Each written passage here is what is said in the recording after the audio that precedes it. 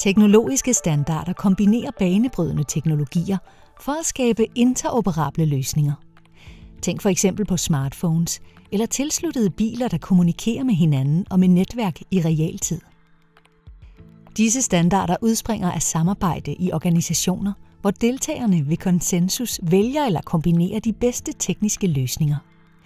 Disse bidrag er ofte opfindelser, der er udviklet specifikt til den standardiseringsindsats for at løse et specifikt problem, for eksempel for at forbedre dataoverførselshastigheden eller reducere interferens.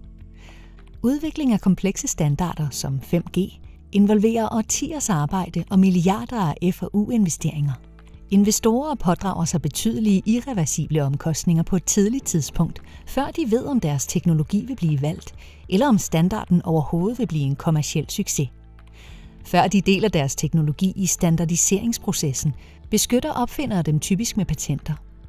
Når patenterede opfindelser bliver nødvendige for at opfylde den tekniske standard, betegnes de som standardessentielle patenter eller SEPs på engelsk.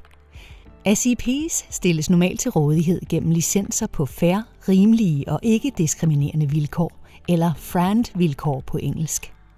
Kun en håndfuld virksomheder bidrager med de grundlæggende teknologier, men takket være FRAND kan globale ibrugtagere drage fordel af standardisering, uden at skulle bidrage til dens udvikling.